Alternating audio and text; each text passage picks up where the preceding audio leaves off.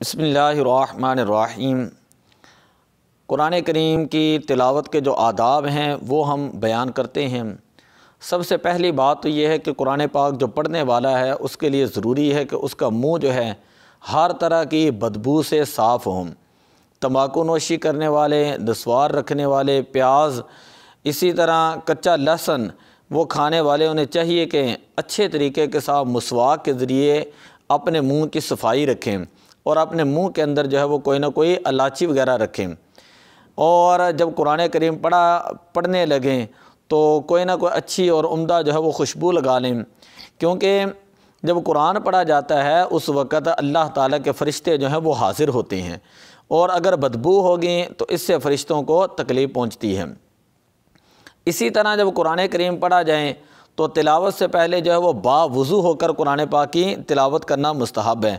اگر قرآن مجید کو چھوئے بغیر زبانی بے وضو پڑھا جائے تو یہ بھی جائز ہے، اور تمام مسلمانوں کا اجماع ہے اور بکثرت احادیث ہیں اس پر، لیکن پھر بھی خلاف مستحب اور خلاف اولیٰ ہیں۔ اگر پانی نہ ملے تو تیمم کر کے تلاوت کریں۔ جس عورت کو حیض نہ ہو، صرف استحاضہ کا خون جاری ہو تو وہ بے وضو کے حکم میں ہے۔ وہ نماز کے کسی ایک وقت کے شروع میں وضو کر لیں تو دوسرے وقت کے شروع ہونے تک اس کا وضو رہے گا، بشرطے کہ کسی اور وجہ سے اس کا وضو نہ ٹوٹے۔ جنبی اور حائض کے لیے قرآن پاک کی تلاوت کرنا حرام ہوتا ہے، خواہ ایک آیت ہو یا اس سے کم ہو۔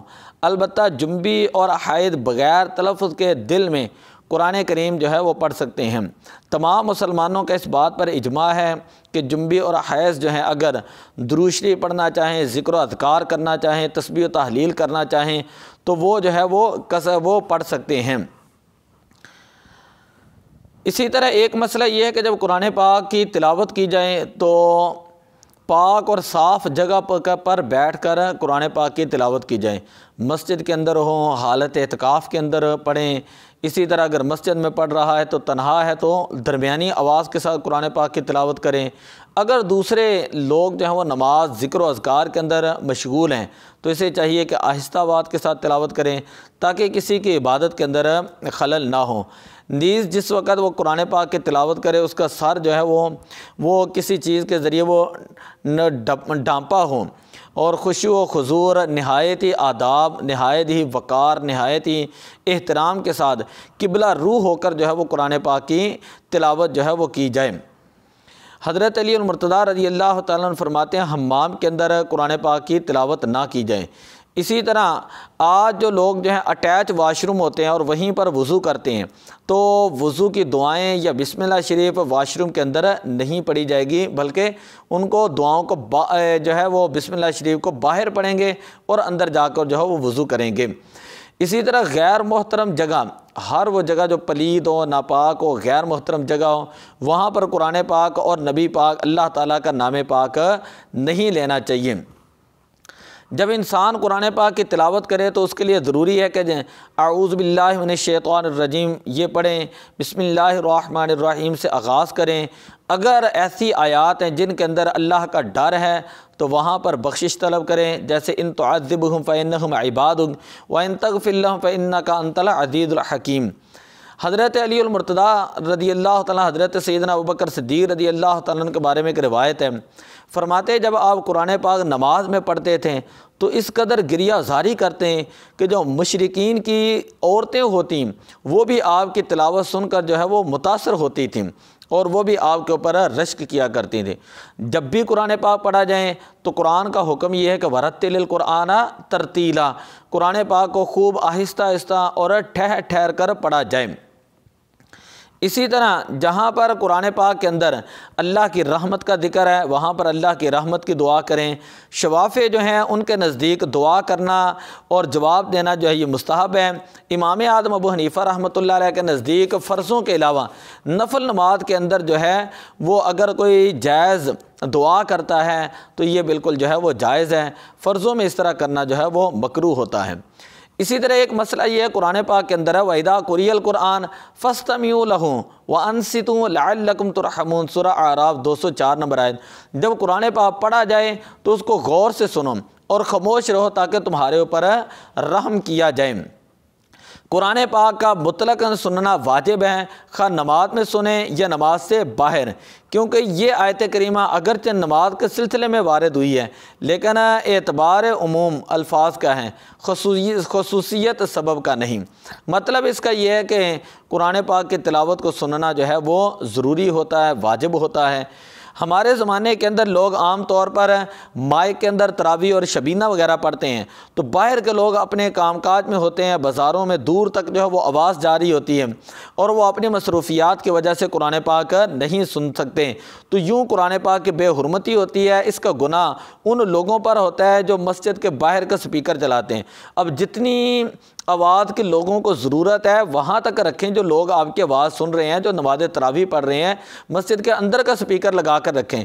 یہ نہیں ہے کہ باقی جو اتنی بلند آواز سے کیا جائے کہ جو لوگ روزمرہ کے کاموں کے اندر موجود ہیں تو وہ اگر نہیں سنیں گے تو اس کا گناہ جو ہے ان کے سر کے اوپر ہوگا۔ اسی طرح قرآن پاک کو پڑھنا مطلقاً مستحب ہے، بعض احوال میں مکروہ ہوتا ہے۔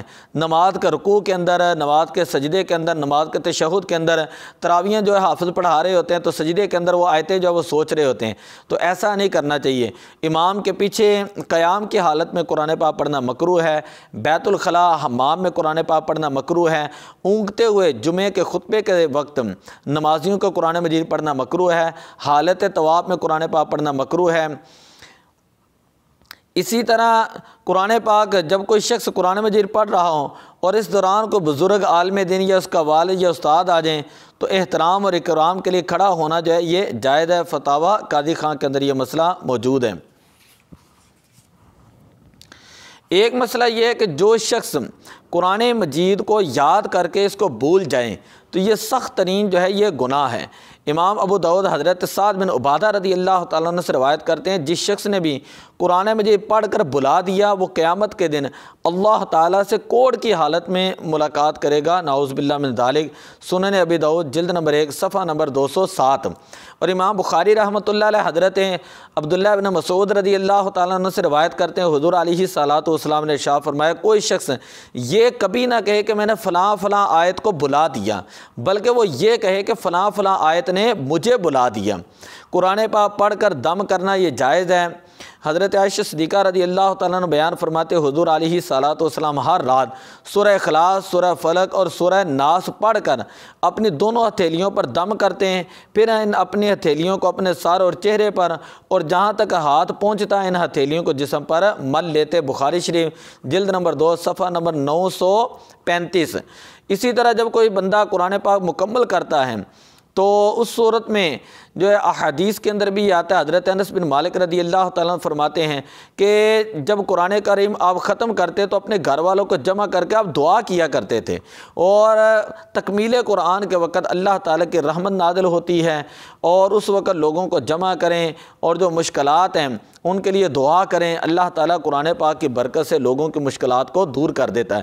تو آج ہمیں جو ہے وہ قرآن پاک کی تلاوت کا مزاج بنانا چاہیے کہ لوگ جو ہیں جو سوشل میڈیا کے اوپر ہیں 3 گھنٹے موبائلوں کے اوپر لگا دیتے ہیں، ان کو یہ ذہن بنانا چاہیے کہ قرآن پاک ضرور پڑھیں، اگرچہ 1 پارہ پڑھیں، آدھا پارہ پڑھیں، 1 سورت پڑھیں، جتنی بھی ممکن ہو وہ قرآن کی تلاوت ضرور کریں۔